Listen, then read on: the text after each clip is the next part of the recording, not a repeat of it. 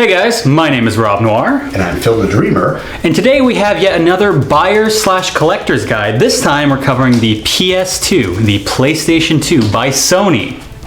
So this is probably my favorite console of all time. And I know you like it a lot too. It's a great console, that I gotta say. Absolutely. I played since the beginning, probably my youth. I played video games, and yeah, it's an amazing console. So in this video, we're gonna cover the different console variants, the different models that you can buy. We're gonna cover some of the best ways to get the best possible video out from your console on modern displays. We're gonna cover the different accessories and peripherals you can get for the PlayStation 2, as well as our 10 picks for best games, must-have games you have to get if you have a PS2. That's right. And we've thought long and hard and really curated this list to give as much, different styles and everything that we can, and we think this is going to be a pretty fun video. Yeah, these are going to be the more popular games, the more well-known games, the ones where if you buy a PS2, you gotta own these. But there might be a little bit of crossover here and there with our Hidden Gems video. Yes. But yeah, guys, all right, let's get right to it.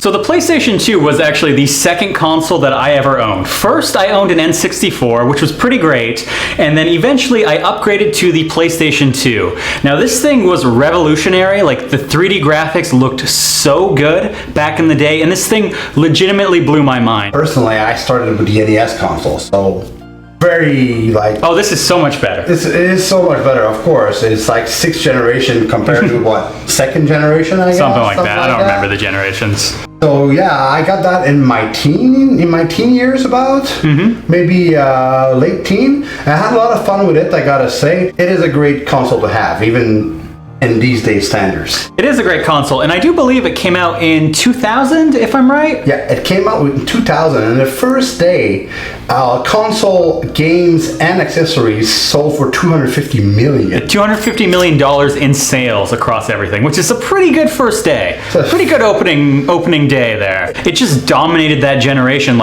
It beat the GameCube. Everybody loves the GameCube. I love the GameCube, but this thing beat the GameCube. It beat all the competition, and this really puts Sony on the map. I mean, a lot of people love the PS1, and it is a great console, but the PS2 just took everything that was great and improved on it. That's right. All right, guys, so now to talk about the different console variants, and to be honest, with the PS2, it's pretty simple. So the original model is this one, which is the fat model. Yes. It's got a few interesting things. The first thing to note is that the disc tray actually pops out. It does not lift open, it pops out, so there are some working parts that can go out over time. Also, if you notice in the back here, there is a large expansion slot, and this is so you can actually put in a hard drive. Yes. You can load a hard drive, and that actually lets you do a lot of cool homebrew hacking things if you want to. But otherwise, it's a pretty solid console. Also, quick little note here, if you stand it up on the end, the PlayStation logo on the front actually spins. Yeah. So it can be oriented up or it can be oriented flat, which is a cool little bit of polish. Not super necessary, but... The only thing I gotta say about this, to clean the eye, which is something you gotta do a lot with the PS2 eventually when you have it, this is not that great, but... Well, the laser can go out, yeah. And so that led to the slim model, which Phil has there, and I also have here, I have the silver version, which, unlike that, I'm looking for the button too, exactly. It flips open, so fewer working parts, and if you have to clean or replace right there. The laser eye, it's very easy. They basically just took everything from the original and just slimmed it down. It's also a lot quieter, it doesn't overheat as much, and if you're looking for a PS2 nowadays, I would recommend the Slim. Quieter, doesn't overheat, smaller, takes up less space, and still 100% compatibility, no issues with that at all. It's also got USB ports. Does the original not have USB ports? I'm not sure. I'm pretty sure it does. It does. Oh yeah, it does as well. And these USB ports, I mean, you can't really put USB keys or anything, but it was, from my experience, I had some games with microphones. This was great. Yep. So you can plug directly into it. And another thing actually that I just remembered is the Slim model also has built-in Ethernet. It has a built-in Ethernet port for online, air quotes, online player linking up systems. Yeah. This one, the fat model, the original, you actually have to buy an adapter. So you don't have to do that if you have a Slim. So honestly, I would recommend the Slim. And really, for PS2, there's only these two main different models. Like, you can get color variants. As you see, this is the silver, this is the black. And they do come in like some fun colors. I think there's some red and blue ones out there, but otherwise it's really just two models. So it depends on what you're looking for, but I would recommend the Slim. All right, so that's the different console variants. Now let's talk about the best video output. Again, for PlayStation, it's actually pretty simple. So all the PlayStation systems, the original, the PS2 and the PS3, have these cables here.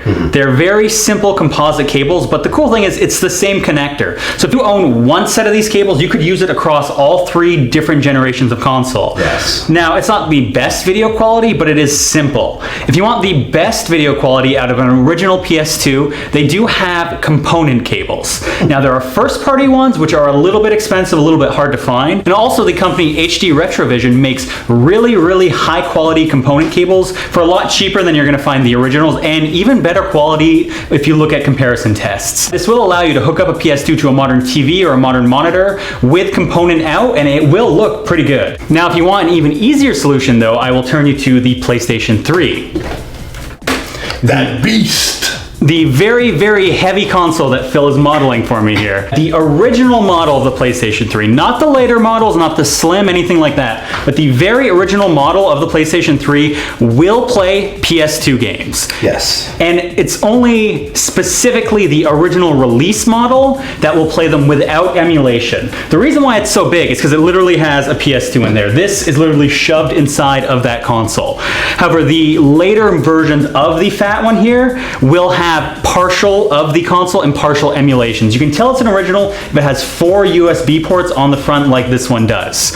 Now, this will let you do HD video out from a PS3 playing the PS2 games, and they look pretty solid. All of the video footage that you're going to be seeing in this video of game capture is from this method. You can put that down now if it's getting a little bit heavy. Thank you. You can also find some pretty cheap cables that are like HD adapters for the PS2. I know Pound makes one.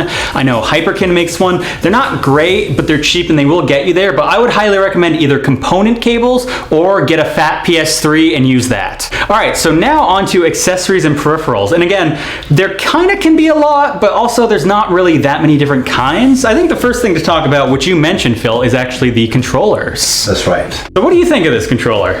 Well, I think it's great because, I mean, as a guy that had a PlayStation before, I mean, until PlayStation 4, they almost looked the same layout, pretty much. Well, the very original PlayStation did not have the 2 thumbsticks in the middle, but they did upgrade that later, and some games on the original PlayStation, like Ape Escape, you can only play if you have these 2 thumbsticks, but I agree. And then they took this style, they made it a little bit better from PS1 to PS2, and then they kept the same thing but wireless for PS3. And that's what's great about it. I mean, it's familiarity, it's great, it's actually functional, it's not too big, it's not too small, it's awesome. Like, I do think that this is one of the best controllers out there. The only thing I will say is that the joysticks will get a little bit sticky over time, like the plastic seems to be breaking down. And I do think that the triggers and like the bumpers, not quite as good as what Xbox was offering around the same time, but overall it is a really good controller and I do highly recommend. And you've got an interesting third-party one here that you recommend. Nice. Yeah, it's actually Mad Catz. by Mad Catz. Which, Mad Catz, not a great company. They make really crappy third-party peripherals, but I guess they did a good job on this. It's a little bit bigger, but it's snug, you know? And it's got those padding on the back as well, so it's got a little bit more grip if you're like into a little bit more physical games, I guess. But yeah, it works really good, and it's got a really long cord as well, which helps a lot if you're far from your TV, you don't want to get... Well, back in the days anyway. Yeah, like most of us these days sit a ways away from the TV, so a longer cord is good. Yes. I do think they make some third-party wireless controllers for the PS2. I can't really comment on that. But in terms of controllers, I mean, that's pretty much it. They make a bunch of third-party options of these controllers, but they all more or less mimic the same, look and style, because they did a really good job with the look of this controller.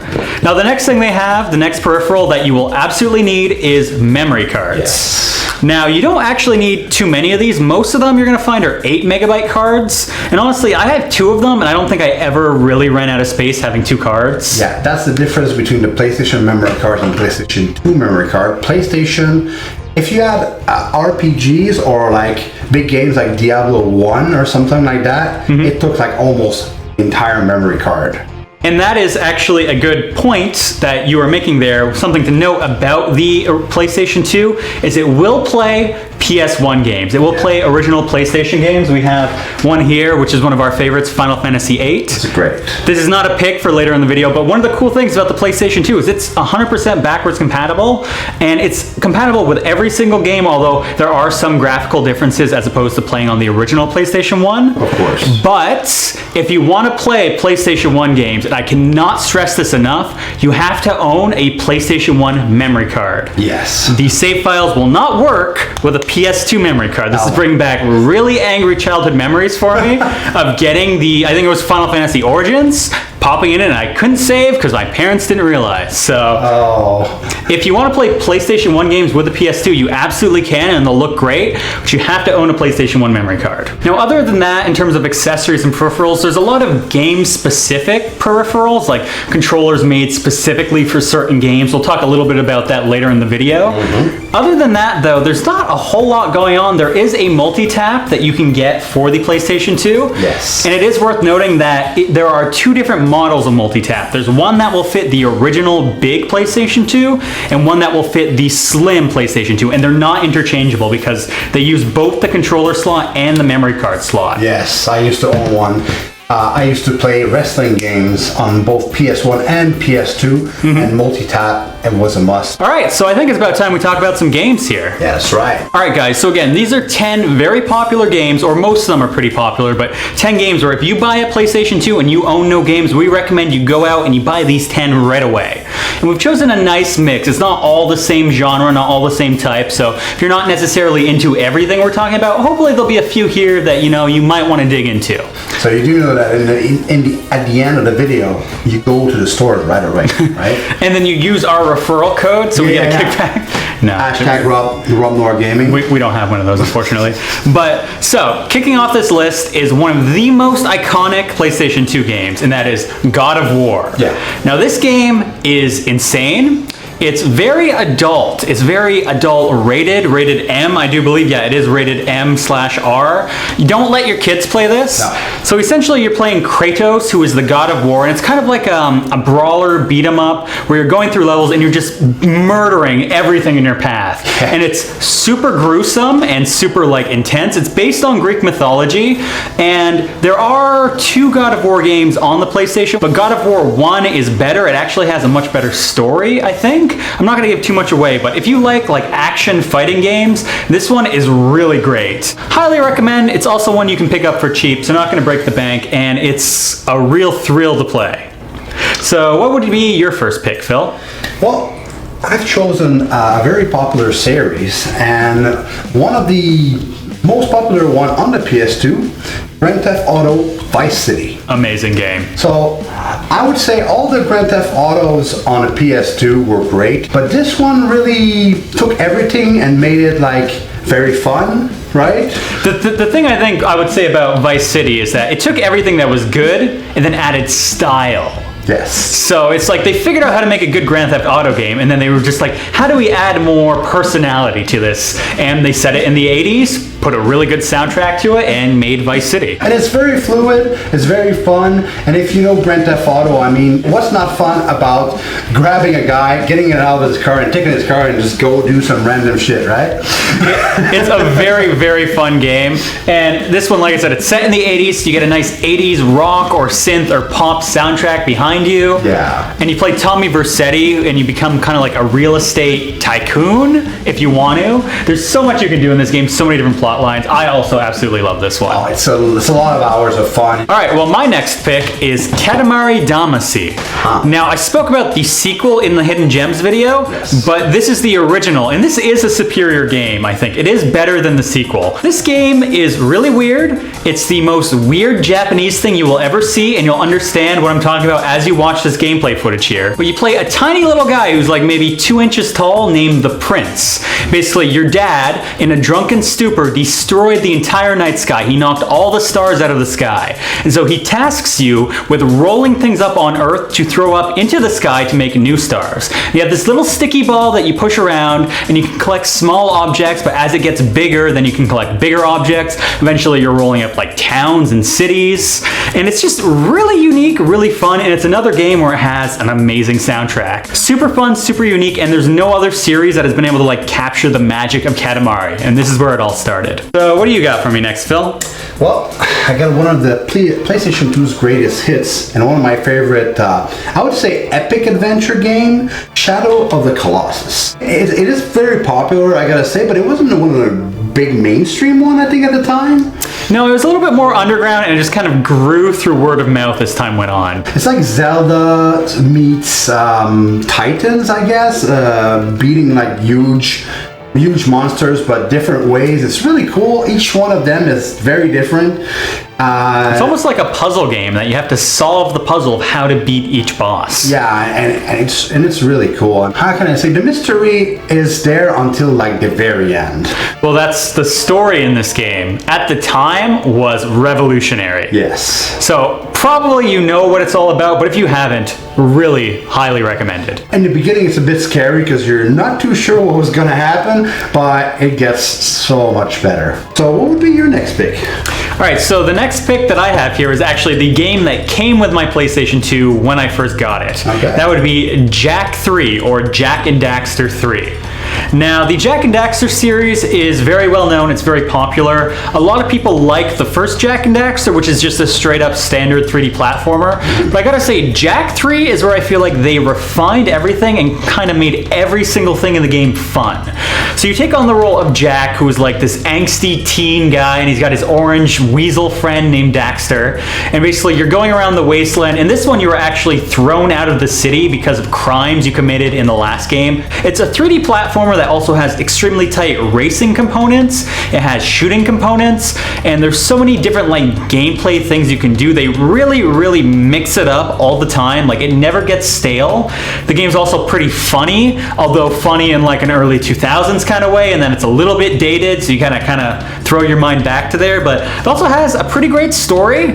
And I played the third game before I played any of the other games in the series. So you can jump in here. You don't have to have played Jak 1 and Jak 2. All right, so what's your next pick, Phil? Well, if you ever played this game, you probably know already what it's all about. Most people probably recognize the guitar, yeah. Very popular series. It's been going since PS2, if I remember. And it's Guitar Hero 3, Legends of Rock. So there's been a lot of those. A lot of Guitar Hero games. I mean, there's been Aerosmith, there's been Metallica, Guitar Hero 1, 2, 3, and I think World Tour was still on PS2. And Guitar Hero 5 was on PS2 as well. Yeah, Guitar Hero 5, okay. But this one is only the guitars, if I remember. You can play guitar and bass. Yes. But there's a lot of awesome songs, classics, 70s, 80s, I think, as well. 90s and today. Yeah, there's over 70 tracks, actually. And yeah, you play it with that plastic guitar that he's holding, and you play the frets as if it's like an actual guitar. Yeah. And in the later Guitar Hero games, they did include other instruments, and there's also the Rock Band series. But I agree with Phil that I think Guitar Hero 3 is kind of like the peak, where they hit the gameplay was fun, and the songs were right, and it wasn't too complicated, or they hadn't put out too many games at that point. Like, this is definitely one of the better Guitar Hero games. Oh yeah, it's very iconic. Okay, so my next pick was really tough. I went back and forth between two games, and those would be Final Fantasy X and Kingdom Hearts 1. And in the end, I have to throw it to Kingdom Hearts 1 because while Final Fantasy X is pretty good, definitely has some parts that are so bad that they're good, like the voice acting's not great, and there's a few other things. So we're gonna go with Kingdom Hearts here, but the very first Kingdom Hearts is an amazing game. And it's also worth noting that you can also get the sequel on PlayStation 2. So if you like this, there's more coming. And oh my god, is there more coming, because they've made a million of these games at this point. Indeed. And I don't even say that as a good thing, but so the original Kingdom Hearts, it is an action RPG. It has a lot of RPG elements where you level up, you get different, weapons, armor, these kind of things. And the cool thing about this game is essentially Square Enix, like Final Fantasy and those properties, meets Disney. Yes. So you have Disney worlds like The Nightmare Before Christmas, Alice in Wonderland, Hercules, and it has a pretty good story. And the reason why I picked the first game over the second game, even though I do feel like the second game has slightly better, you know, like controls, slightly better everything else, is because the story in the first game is simple.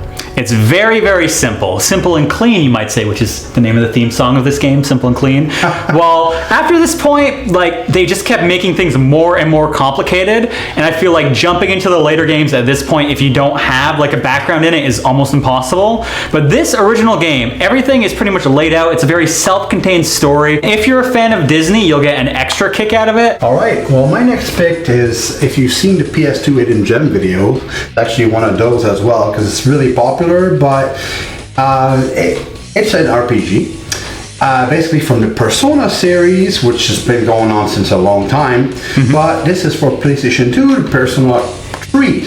FE, yeah, which I think, FES, yeah, Persona 3 FES, which regroups, I think, Persona 3, and there's like some extras and other stuff. It's basically an RPG, but it's also got another dimension to it. You're actually a high school kid, but you're also in this weird dorm in Japan, and basically you're in that a sort of group that's trying to figure out some weird phenomenon that's been going on. You're fighting shadows which basically turn into monsters. So there's a bunch of different side quests you can do, gather items, upgrade your weapons, upgrade the weapons of all your characters as well. And there's a lot of replayability to it, because it's always different, the path you take with your personas and the social networks.